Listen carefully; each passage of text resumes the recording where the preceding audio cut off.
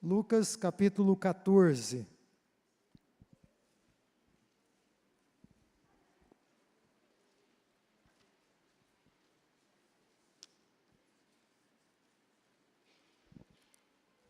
A partir do versículo 25.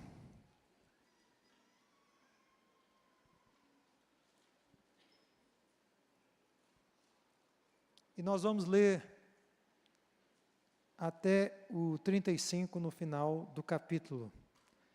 Os que encontraram, digam amém. Uma grande multidão ia acompanhando Jesus, e este, voltando-se para ela, disse: se alguém vem a mim e ama o seu pai, sua mãe, sua mulher, seus filhos, seus irmãos e irmãs, e até sua própria vida mais do que a mim, não pode ser meu discípulo. E aquele que não carrega a sua cruz e não me segue, não pode ser meu discípulo. Qual de vocês, se quiser construir uma torre, primeiro não se assenta e calcula o preço para ver se tem dinheiro suficiente para completá-la? Pois se lançar o alicerce e não for capaz de terminá-la, todos os que a virem rirão dele, dizendo: este homem começou a construir e não foi capaz de terminar. Ou qual é o rei que, pretendendo sair à guerra contra outro rei, primeiro não se assenta e pensa se com 10.000 homens é capaz de enfrentar aquele que vem contra ele com 20.000? Se não for capaz, enviará uma delegação, enquanto o outro ainda está longe, e pedirá um acordo de paz. Da mesma forma, qualquer de vocês que não renunciar a tudo o que possui, não pode ser meu discípulo. O sal é bom, mas se ele perder o sabor, como restaurá-lo? Não serve nem para o solo, nem para o adubo, é jogado fora. Aquele que tem ouvidos para ouvir, ouça. Vamos orar mais uma vez? Pai, em nome de Jesus, nessa noite estamos te prestando culto. Desde o momento em que saímos de nossas casas em direção a esse templo, a esta casa do Senhor. Ao fazer esse movimento, já estávamos te adorando. Mas aqui chegando, nos encontramos com os irmãos, entramos na comunhão dos santos e estivemos te adorando também dessa forma. Quando te entronizamos através dos cânticos, através da música, também estávamos te adorando. E como foi bom poder fazer isso em comunhão uns com os outros. Agora, meu Deus, agora há pouco nós estivemos te adorando, intercedendo por causas diversas, pelos enfermos, por países distantes como Israel, países no Oriente Médio. Também isso foi uma adoração ao teu santo nome. E nesse momento vamos te adorar meditando, refletindo na tua palavra. E a nossa oração recorrente é: abra o nosso entendimento, abre os nossos olhos, abre os nossos ouvidos, ilumina-nos, e então nós seremos capazes de compreender aquilo que o Senhor quer falar especificamente conosco nesta noite. Afasta de nós toda forma de distração, seja física aqui na igreja, ou seja cognitiva, mental. Dá-nos a graça de estarmos atentos ao que o Senhor quer falar conosco. E assim o Senhor receba a nossa adoração, o nosso culto racional. Em nome de Jesus. Amém. Queridos irmãos, nessa noite vamos meditar aqui nesse texto de Lucas, um texto singular nos 4 evangelhos. Existem algumas partes dele que estão em Mateus, uma pequena parte está em Marcos, mas o texto como nós temos aqui, ele é completo somente em Lucas, por isso ele é especial para nós e para a nossa meditação. E nosso tema é: o que é que significa seguir a Jesus? E é importante a gente pensar nesse tema, porque ele tem sido mal compreendido por muitas pessoas. Imaginem vocês que Jesus dissesse àquelas pessoas que fossem segui-lo, que elas teriam riquezas e honra e glória em abundância. Imaginem como é que essas pessoas reagiriam, qual seria a reação delas. Infelizmente, ao longo dos séculos, e nesses nossos dias em que nós estamos vivendo, muitos falsos profetas têm se levantado com essa mensagem, convidando as pessoas a andarem com Deus, a seguirem a Jesus, em troca de riquezas, de honra, de prestígio. Infelizmente, muitas pessoas se aproximam da casa de Deus na expectativa de ficarem ricas. Mas isso nada tem a ver com o Evangelho do Senhor Jesus Cristo. Não é isso que nós aprendemos com Ele de forma nenhuma.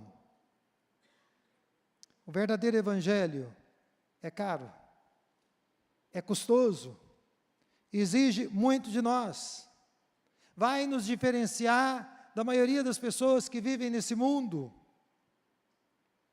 vai nos chamar a consagrar a nossa vida a um amor único, a um amor maior, que deve dominar e reger todos os demais amores. Quando nós decidimos seguir a Jesus, nós somos conclamados, somos convidados a colocar todas as nossas ambições em um segundo plano, em um terceiro plano. Então, a grande questão é: nós estamos preparados para seguir a Jesus? Você está preparado realmente para segui-lo? Eu recebi uma mensagem nesse final de semana de homens cristãos em países onde a perseguição contra crentes em Cristo Jesus ela é ferrenha e onde as pessoas pagam com a própria vida. E eu tenho assistido muitos desses vídeos e tenho ficado triste e tenho orado por esses irmãos que estão vivendo debaixo de intensa perseguição. Mas no vídeo que eu recebi hoje, quem me enviou inclusive foi a minha esposa, a Rosânia, eu vi homens maduros, barbados, como nós dizemos, com as suas bocas costuradas, feridas, machucadas, e literalmente costuradas para não proferirem o nome de Jesus, para não pregarem o nome de Jesus. E esse foi e tem sido o preço que esses e milhares, talvez milhões de pessoas têm pago na atualidade por decidirem seguir a Jesus. Nós aqui não temos pago esse preço, mas nós precisamos entender nesta noite que se queremos ser discípulos de Jesus, um alto preço precisará ser pago.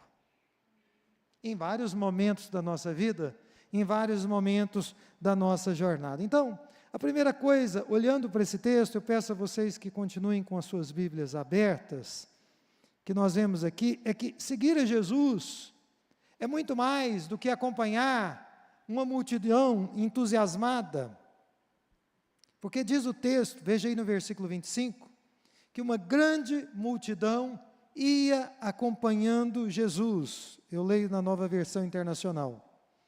E ao que tudo indica, a maioria dessas pessoas que estavam acompanhando a Jesus com todo aquele entusiasmo, era um grupo de pessoas que não tinham um compromisso sólido, não tinham um compromisso firme com Jesus. Olhando para todo o contexto, nos 4 evangelhos, nós podemos dizer que a fé daquelas pessoas era uma fé absolutamente superficial. Elas acompanhavam a Jesus porque Jesus realmente era uma pessoa extraordinária e porque ele realizava milagres. Mas a vida espiritual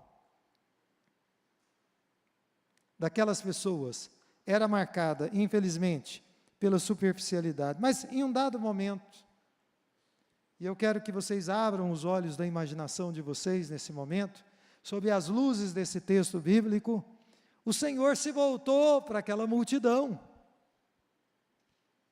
Aquela mesma multidão que o acompanhava. E ele se voltou a eles a fim de lhes dizer o que realmente significaria segui-lo. O que realmente significaria ser um discípulo de Jesus, porque até aquela altura parece que aquelas pessoas não tinham entendido o custo do discipulado. Hoje, especialmente no nosso país, onde temos liberdade de culto, nós vemos uma multidão de pessoas nas nossas igrejas e nas redes sociais, e as pessoas estão se identificando como cristãos, como evangélicos, como crentes, como seguidores de Jesus. Mas será que essas pessoas têm o conhecimento das implicações que estão envolvidas no seguir a Jesus? Será que elas entendem o que significa seguir a Jesus realmente? Provavelmente não. Pelo fruto que a gente consegue observar, na maioria das pessoas, elas não entenderam o que é o discipulado cristão. Assim como aquela multidão que acompanhava Jesus, que acompanhava o Senhor. Então, o que significava, o que significa seguir a Jesus? E o Senhor nos dá aqui, pelo menos 2 respostas básicas, e nelas nós vamos meditar. Em primeiro lugar, seguir a Jesus é uma questão de amor. Veja aí na sua Bíblia, no versículo 26. Não é possível seguir a Jesus sem amá-lo mais do que a qualquer outra pessoa, do que a qualquer outra coisa nesta vida. Você não pode ser discípulo de Jesus amando qualquer outra pessoa ou qualquer outra coisa mais do que a Ele. Eu fiz uma comparação com a leitura na Almeida Revista e Atualizada, texto que eu pessoalmente li no ano passado e no retrasado também. Lá, esta mesma passagem nós lemos: se alguém vem a mim e não aborrece a seu pai, e mãe, e mulher, e filhos, e irmãos, e irmãs, e ainda a sua própria vida, não pode ser meu discípulo. Jesus não quis dizer aqui que os crentes em Cristo Jesus, que os seus discípulos deveriam ou devem odiar essas pessoas queridas. Mas o que ele quis fazer aqui, de maneira dramática, eu diria, era fazer um contraste do nosso amor para com ele e dos outros amores na nossa vida, das outras coisas que nós queremos bem. Jesus, claro, não é contra o nosso amor ao nosso cônjuge, do nosso amor aos nossos filhos, do nosso amor aos nossos netos, do nosso amor aos nossos amigos. Aliás, a Bíblia nos ordena amar essas pessoas. A Bíblia nos diz que o marido deve amar a esposa como Cristo amou a igreja. Que nós devemos cuidar dos nossos filhos com muito amor, sem provocá-los à ira.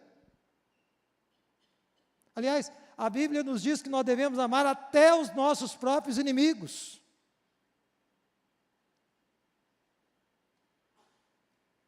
Mas o que Jesus estava dizendo aqui, e é isso que nós precisamos capturar nesta noite, é que nós devemos subordinar todos esses vínculos, todos esses afetos, todos esses vínculos ao nosso amor a Jesus. Nós devemos amar todas essas pessoas, mas subordinar o nosso afeto, o nosso carinho por elas, ao nosso amor por Jesus. Amém? No fundo, eu penso que a dificuldade que as pessoas têm para seguirem a Jesus é falta de amor.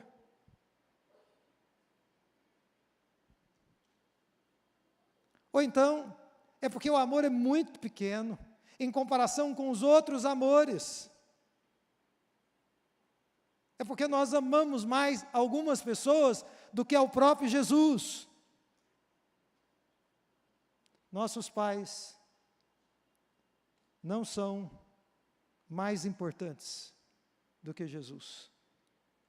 Os nossos cônjuges também não são mais importantes que Jesus de forma nenhuma.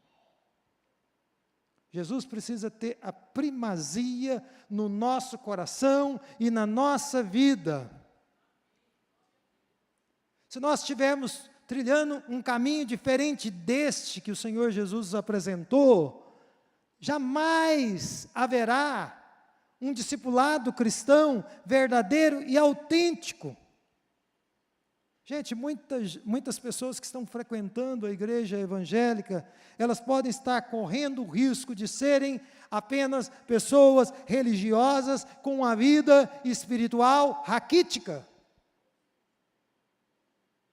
Porque amam mais algumas pessoas do que a Jesus. Porque amam mais algumas coisas do que a Jesus. E vocês, nesta noite, que estão aqui por divina providência, vão concordar comigo que, sem dúvida, e de longe, o amor que mais predomina nas nossas vidas é o amor por nós mesmos, não é mesmo? Nós temos um apreço gigante por nós mesmos. Nós cuidamos detalhadamente de nós mesmos e dos nossos próprios interesses, mas Jesus foi claro: quem ama a sua própria vida mais do que a mim, não pode ser meu discípulo.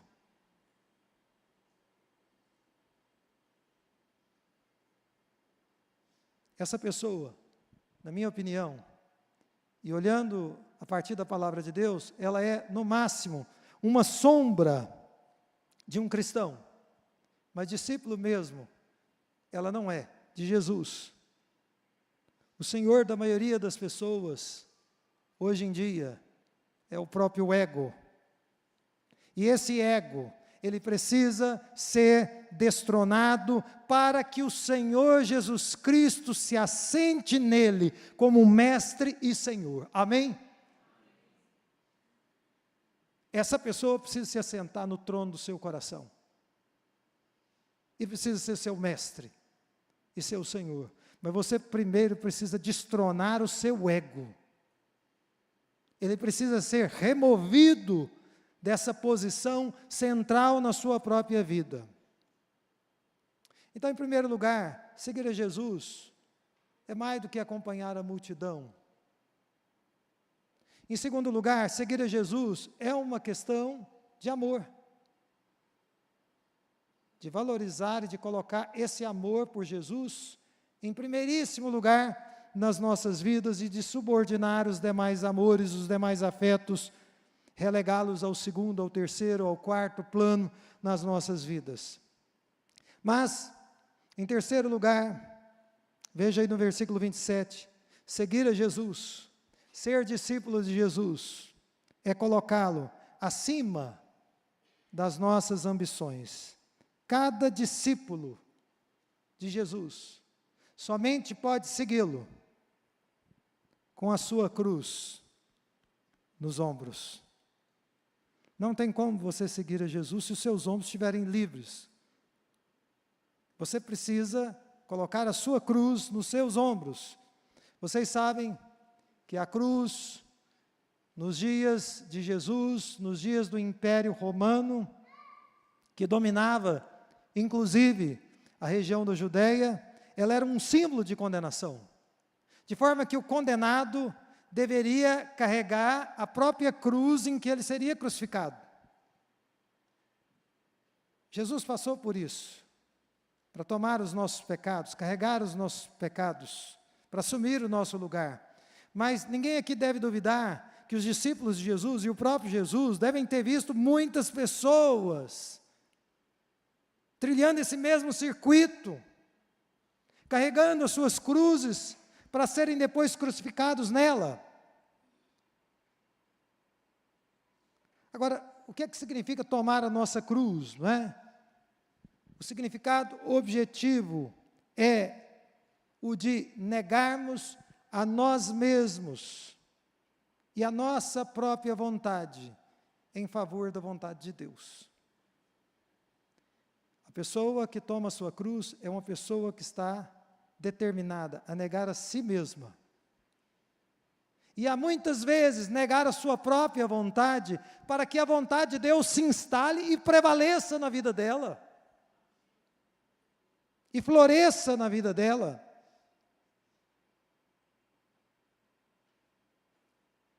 Nós precisamos fazer isso em relação às nossas ambições. E com alegria nos submetermos à vontade que Deus tem reservado para cada um de nós.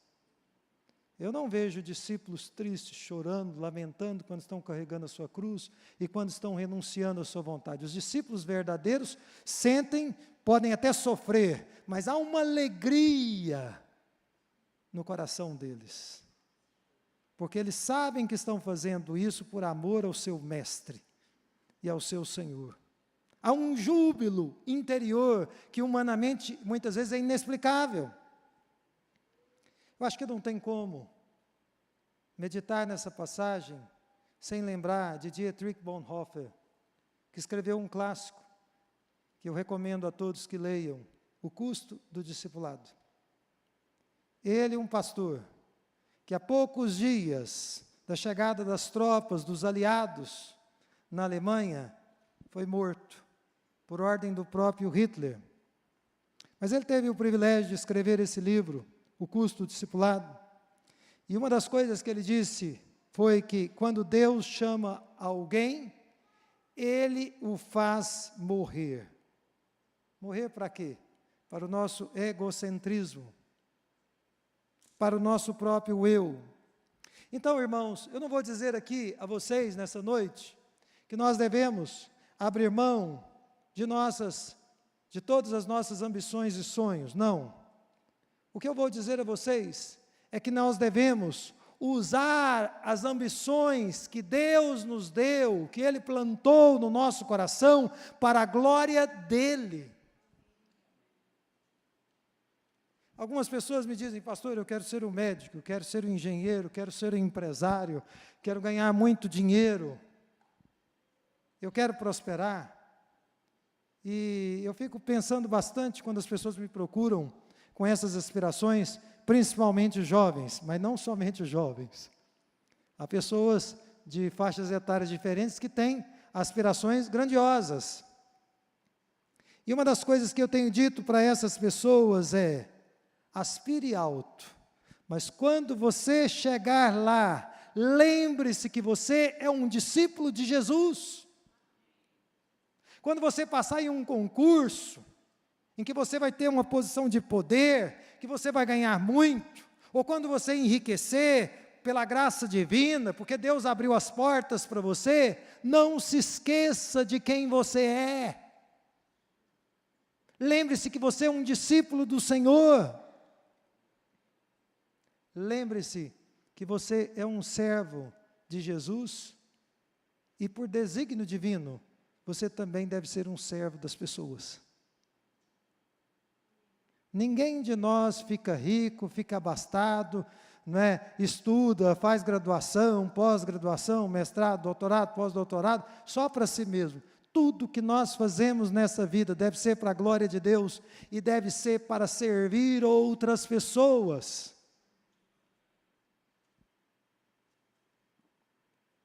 Para contribuir com a vida de outras pessoas.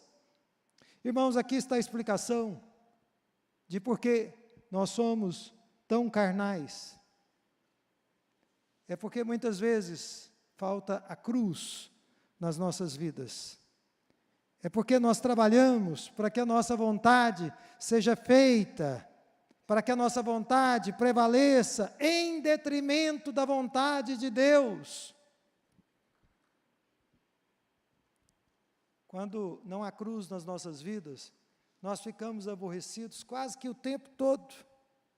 Nós ficamos indignados quando a nossa vontade não é satisfeita. nós ficamos irritadiços. E o que é que realmente está acontecendo ali no nosso interior? O que está acontecendo é que nós estamos acostumados a venerar a nós mesmos, a adorar a nós mesmos, quando nós deveríamos adorar somente a Deus. Quando nós deveríamos nos dirigir para a cruz e crucificar o nosso ego, a nossa natureza carnal.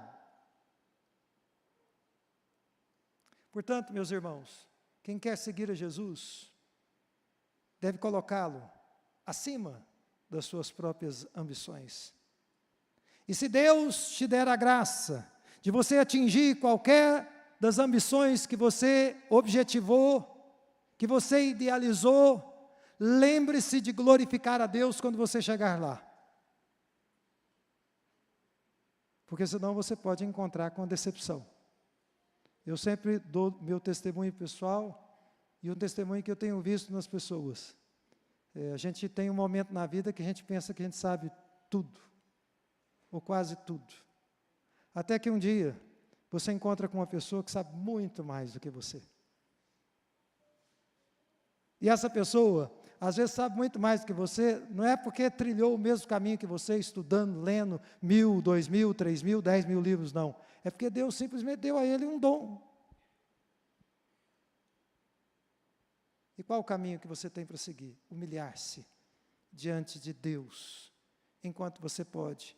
E quando você tiver poderes nas mãos, usá-los para a glória de Deus. E usá-los intencionalmente no seu coração para servir as pessoas que Deus colocar no seu caminho. Amém? Agora, eu quero fazer uma pergunta a vocês, porque eu penso que essa pergunta ela ficou embutida na fala do Senhor Jesus Cristo. Você e eu, nós, precisamos verificar se estamos preparados para seguir a Jesus realmente. Será que aquela multidão estava preparada para seguir a Jesus? Não penso que sim. Não penso que estava. Eu tenho sérias dúvidas nesse sentido, não é? E Jesus vai usar aqui, veja aí a partir do versículo 28, confira aí na sua Bíblia, até o versículo 35, duas mini parábolas, para explicar a condição humana. E ele vai comparar esta vida que nós temos aqui, nesse mundo, a duas situações. Primeiro, a construção de uma torre. Segundo, a uma guerra. E aqui nós temos dois personagens. O primeiro é um construtor, é um cidadão comum. Talvez um pai de família, que estava fazendo uma empreitada para sua família, para sua comunidade local. O segundo é um rei, que representa uma pessoa muito importante. E Jesus ilustra aqui a humanidade com essas duas pessoas, completamente diferentes uma da outra. E é claro que essas duas mini parábolas, elas querem nos ensinar, nesta noite, sobre o alto preço do discipulado, que aquela multidão, e nós que estamos aqui hoje, precisamos entender. Que os cristãos evangélicos do Brasil inteiro precisam entender, precisam compreender. O que é que ele nos diz aqui? Ele nos diz que antes de construir, antes de ir para a guerra, antes de seguir a Jesus, como seu discípulo, é preciso fazer o quê, gente? Assentar, calcular, pensar. Eu louvo a Deus, porque Deus tem nos chamado como seu povo santo, como um povo que oferece a Ele um culto racional. Deus não tem chamado o seu povo para viver uma vida desvairada, irrefletida, não. Deus tem nos chamado para usar muito bem a nossa mente, essa mente que Ele nos deu. Olhe para a sua Bíblia, para você perceber que aquela torre, ao ser construída, ela iria provavelmente custar muito dinheiro, não é verdade? E que aquela guerra na qual aquele rei estava intencionando entrar, provavelmente iria custar muitas vidas. Então nós temos aqui uma reflexão muito séria dos custos que temos em seguir a Jesus. Quem quer seguir a Jesus precisa entender que isso custa caro. Aliás, nós podemos dizer, vai nos custar tudo. Tudo que temos, tudo o que somos. É isso que é requerido de nós, de cada homem, de cada mulher, de cada jovem, de cada adolescente, de cada criança, que quer realmente seguir a Jesus. Nós precisamos ter ciência que isso vai nos colocar numa guerra. Uma guerra que não é fácil, onde muitas vezes nós somos machucados, onde muitas vezes nós somos atingidos. É uma guerra contra o maligno, é uma guerra contra a nossa própria carne, porque nós nos colocamos em oposição ao sistema mundo que está aí colocado diante de nós, e tudo isso deve ser calculado antes de nós colocarmos o nosso pé nesse barco.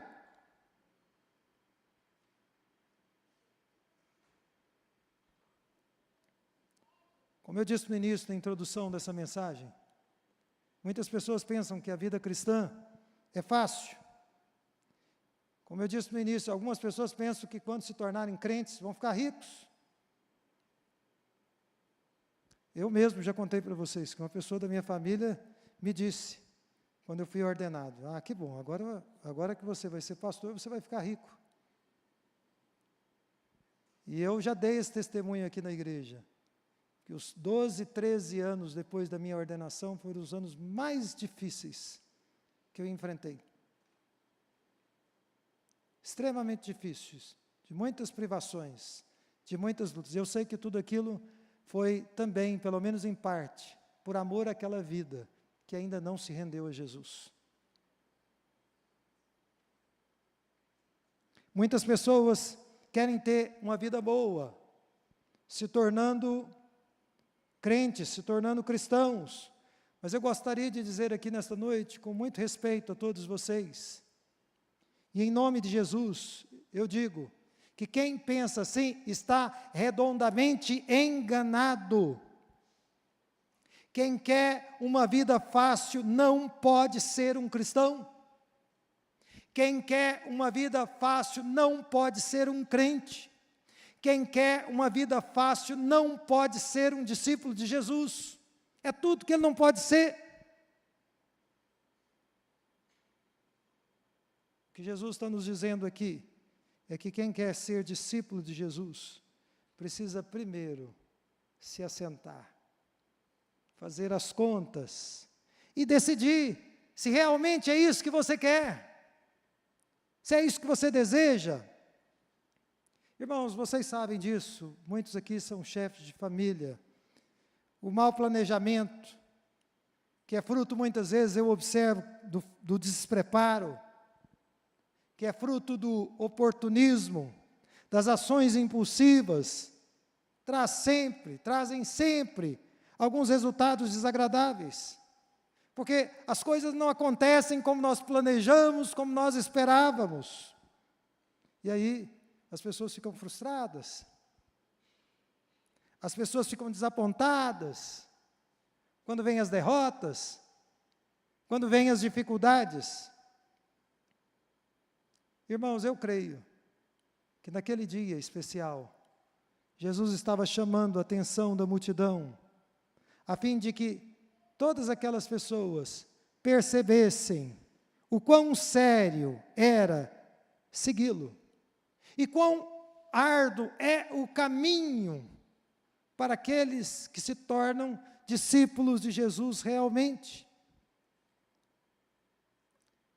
Se nós queremos ser discípulos de Jesus, Ele precisa ser nosso mestre. Amém? Se nós queremos ser discípulos de Jesus, Ele precisa ser Senhor absoluto nas nossas vidas. Amém? Nós precisamos ter essa clareza. Ou Ele é Senhor absoluto nas nossas vidas, ou Ele realmente dirige a nossa vida, ou nós não somos discípulos dele. E eu creio que essas duas mini parábolas, essas ilustrações, elas devem ser interpretadas a partir do versículo 33. Veja aí na sua Bíblia. Da mesma forma, Jesus diz, porque ele está ligando tudo que ele disse. Qualquer de vocês que não renunciar a tudo que possui, não pode ser meu discípulo. Então, tanto em termos de projeto nessa vida, quanto em termos de desafios de qualquer ordem, nós devemos ser capazes, irmãos, de amar mais a Jesus do que a qualquer outra coisa. A nossa devoção e a nossa submissão a Cristo Jesus, ela precisa ser completa. Como eu disse, ela precisa ser absoluta. Agora, renunciar a tudo, porque Jesus está falando de renunciar a tudo aqui, não significa que nós vamos abrir mão de todas as nossas possessões terrenas, porque isso seria compatível com a doutrina marxista. E fazer votos de pobreza, não significa isso. Embora Deus tenha chamado pessoas ao longo da história para viverem em pobreza. Vocês se lembram do jovem rico? Jesus disse a ele clara e categoricamente: vai, vende tudo que você tem e me segue. O chamado dele era para viver uma vida de pobreza, mas ele não aceitou. Francisco de Assis, homem que exerceu influência na minha vida, antes da minha conversão a Cristo Jesus, mas viveu num período da pré-reforma protestante, foi chamado por Deus para viver em pobreza. Pastor John Stott, um homem importante no centro de Londres, que tinha uma estrutura familiar e uma estrutura na igreja em que ele servia muito grande, mas vivia em simplicidade, em 2 cômodos. Algumas pessoas foram chamadas por Deus para viverem nesta condição. Porém, a maioria das pessoas na igreja, no povo de Deus, não tem do Senhor esse chamado. Eu achei interessante verificar que a palavra grega para renunciar aqui significa separar-se de algo, ou dizer adeus a alguma coisa. Dizer adeus a alguma coisa na nossa vida que de alguma forma concorra com o nosso amor, uma recompensa. Em segundo lugar, eu quero convidá-lo, ou convidá-la, a fazer de Cristo o grande amor da sua vida. E a colocar tudo mais no segundo plano. Eu tenho certeza que você vai amar mais o seu cônjuge, que você vai amar mais os seus filhos, que você vai amar mais os seus netos, que você vai amar mais seus colegas de trabalho, porque você o ama acima de todas as coisas. O seu amor, só o seu amor por aquela pessoa, seja quem ela for, ele é insuficiente. Mas esse amor que o Espírito Santo derrama no nosso coração por ele, nos capacita, nos habilita a caminhar a 2ª milha e a dar a nossa capa, quando ela for solicitada. Nas palavras de Jesus, as pessoas que vivem assim, vão se tornar nesse mundo insípido, e em rápido processo de decomposição, sal. E vão dar sabor a esse mundo também. Em terceiro lugar, eu quero alertar as pessoas que estão aqui nessa noite, que não querem abrir mão dos seus amores. Eu tenho que falar com essas pessoas também. Talvez haja aqui no nosso meio pessoas que não querem abrir mão dos seus amores. Eu queria te dizer o seguinte, com muito amor e respeito à sua vida, um dia, esses amores, essas pessoas, essas coisas que você ama, vão ser tiradas de você. Eu vou usar uma outra palavra, elas vão ser arrancadas de você. Você não pode se agarrar a eles. Eu apelo a vocês, não se agarre a estes amores. Se nós assimilarmos a cultura do mundo, nós podemos nos tornar tão insípidos e em decomposição como o mundo é. Nós podemos estar trilhando no caminho do mundo, ou nos caminhos do mundo, o caminho da inutilidade, porque as pessoas vivem uma vida de inutilidade. A vida só faz sentido quando nós encontramos o Senhor Jesus Cristo, e quando Ele exerce o seu senhorio e a sua soberania nas nossas vidas. A parte disso é inutilidade, é vaidade de vaidades, como diz o pregador. É um caminho de morte. E as pessoas que estão no mundo estão apegadas aos prazeres momentâneos.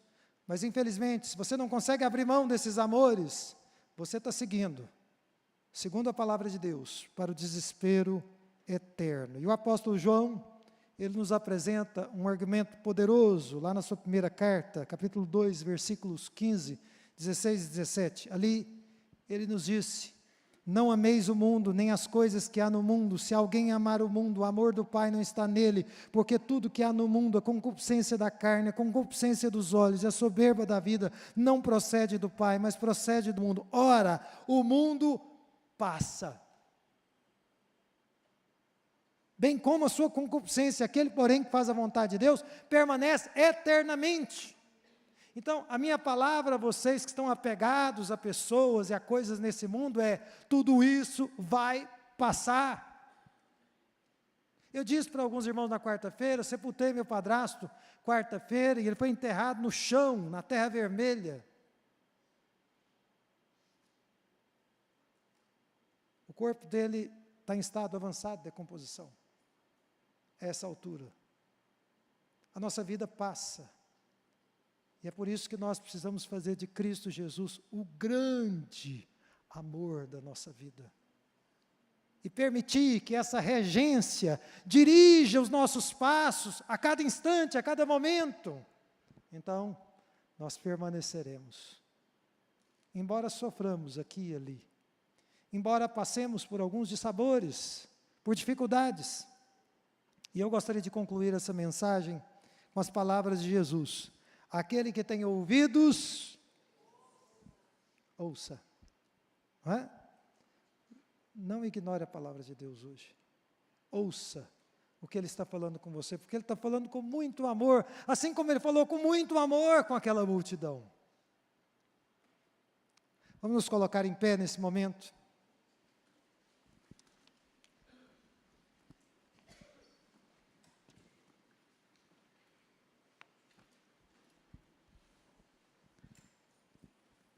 Nesse momento, antes de nós orarmos e encerrarmos este culto, eu quero, claro, convidar você a seguir a Jesus, ou quem sabe a continuar a segui-lo, mas baseado nas palavras de Jesus, eu quero mostrar a você que isso é custoso, que isso nos custa, mas que vale a pena, você apenas precisa se certificar de que é esse o caminho que você quer trilhar. Uma coisa eu te assevero: os discípulos de Jesus, os que viveram antes de nós, os que estão vivendo hoje, na contemporaneidade, um dia vão sorrir muito. Eles vão se alegrar na glória celeste. Mas enquanto nós estamos aqui, nós enfrentamos dificuldades, enfrentamos lutas. Nós nos angustiamos muitas vezes. Nosso coração fica abatido, fica perplexo. Deus nos dá períodos de bonança, nós nos alegramos.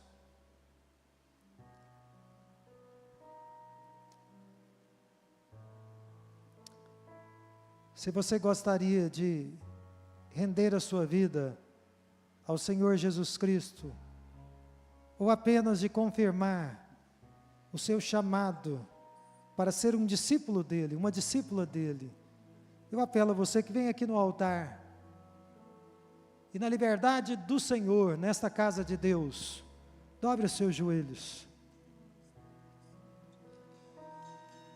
dizendo a Ele: Senhor,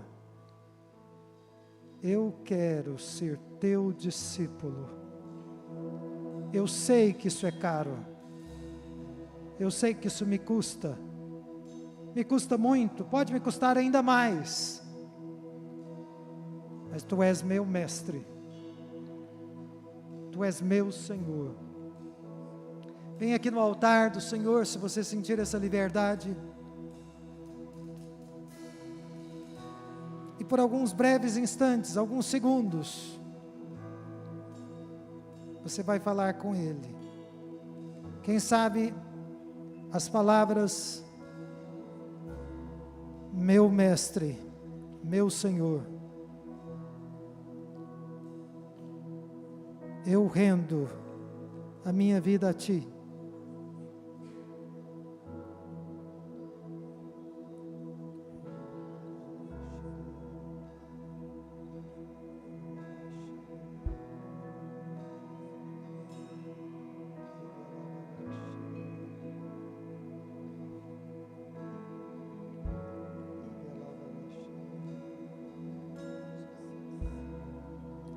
Senhor Deus, aqui estamos, neste altar do Senhor, um gesto de humildade, meu Deus, reconhecendo a Tua grandeza, reconhecendo que o Senhor pagou um alto preço por nós, mas reconhecendo também que o Senhor nos dá o privilégio de tomarmos a nossa cruz para Te seguir. Pai Santo, nós queremos nos render a Ti e Te pedimos que o Senhor nos dirija, que o Senhor nos oriente, que todos à nossa volta saibam que nós Te amamos, porque o Senhor nos amou primeiro, porque o Senhor nos capacitou a andar na Tua presença. Agora, meu Deus, nós Te pedimos graça para tomar a nossa cruz a cada dia,